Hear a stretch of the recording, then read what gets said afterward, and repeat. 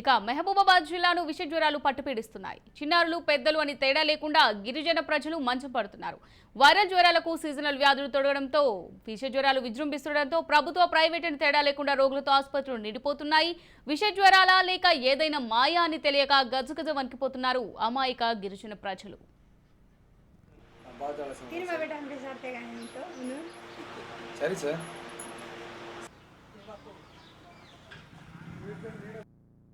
Maripeda government హాస్పిటల్లో విపరీతమైన public వస్తున్నారు, కానీ ఇక్కడ సరిపోయిన సౌకర్యాలు లేక 10 బెడ్లే ఉన్నాయి.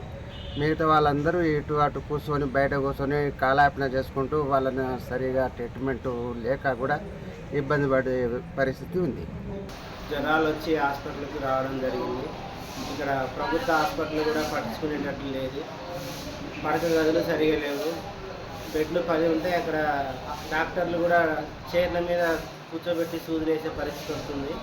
ఎవరు పట్టించుకునే వాళ్ళు కూడా లేరు. హాస్పిటల్లో కూడా గ్రామాలలో పరిస్థితి కూడా విషమంగా ఉంది. ఇంటికింటి జ్వరాలు వచ్చి ఎంతో ఇబ్బందులు పడుతున్నారు ప్రజలు.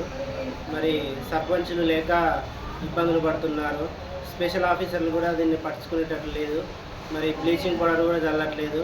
మరి ప్రభుత్వం గుర్తించాలని కోరుకుంటున్నాం. మహబూబాబాద్ జిల్లా డోర్నకల్ నియోజకవర్గంలో విషజ్వరాలు విజృంభిస్తున్నాయి. తండాలోని ప్రతి ఒక్కరూ విషజ్వరాలతో మంచానికి పరిమితమయ్యారు. గత నెల రోజులుగా తండాలో జ్వరపీడితుల సంఖ్య పెరుగుతుండటంతో తండావాసులు ఆందోళన వ్యక్తం చేస్తున్నారు. ప్రతి ఇంట్లోని వారు జ్వరాల బారిన పడడంతో దిక్కు కూడా లేకుండా పోయిందని తండావాసులు ఆవేదన వ్యక్తం చేస్తున్నారు. ఎక్కడ పడితే అక్కడ దోమలే ఉన్నాయి. అంత దురద వస్తున్నాయి. దోమలు కరుస్తున్నాయి. గింత బిస్టింగ్ పౌడర్ వేసేటోళ్ళు లేరు. మురుగుడోళ్ళు ఎక్కడ అక్కడనే ఉన్నాయి సారు. ఇక తండ అంతే అట్నే జ్వరంతో పడి ఉన్నారు. ఎవరు పట్టించుకుంటా లేరు. ఎక్కడికి పోయినా ఎవరు సరిగా చూస్తా లేరు. ఎక్కడ సీట్ లేవు, అక్కడ బెడ్ లేవు, ఏం లేవు అని అంటారు సారు. ఏం చేయాలి మేము? మా పరిస్థితి ఏంది? నాకు 5 రోజులు అయితే జ్వరం వచ్చి గవర్నమెంట్ ఎవరు పట్టించుకుంటలేరు. కింద పండుగపోతే బెడ్ లేదు. జ్వరం నాతో పాటు కంట మొత్తం జ్వరం వస్తుంది. అసలు జ్వరం పోతలేదు. ఎట్లా కావాలి ఎవరు పట్టించలేరు.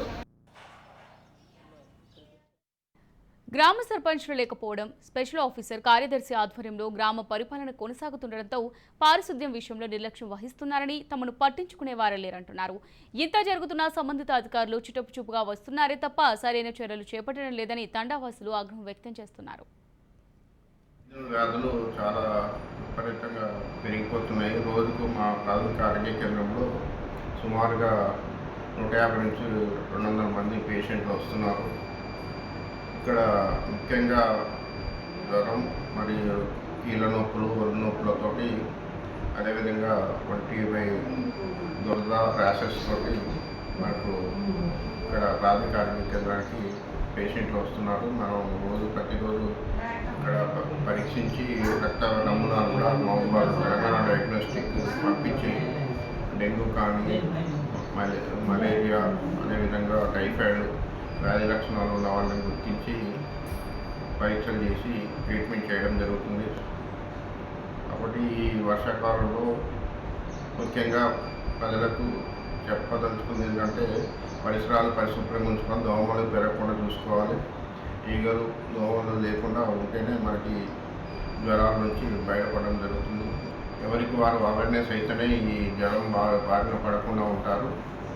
కాబట్టి మాకు ప్రస్తుతానికి ఉన్న మందులతో అయితే మేము ఇక్కడ ట్రీట్మెంట్ చేస్తున్నాం. మనకు పడకలు చాలా తక్కువగా ఉన్నాయి. 10 పడకలే ఉన్నాయి. కాకపోతే రోజుకు మనకు 100-150 మంది పేషెంట్లు వస్తున్నారు. సెలైన్లు పెట్టడం ఇబ్బందికరంగానే ఉంది. అందుబాటులో అయితే మేము పేషెంట్కి అయితే అందుబాటులో ఉండి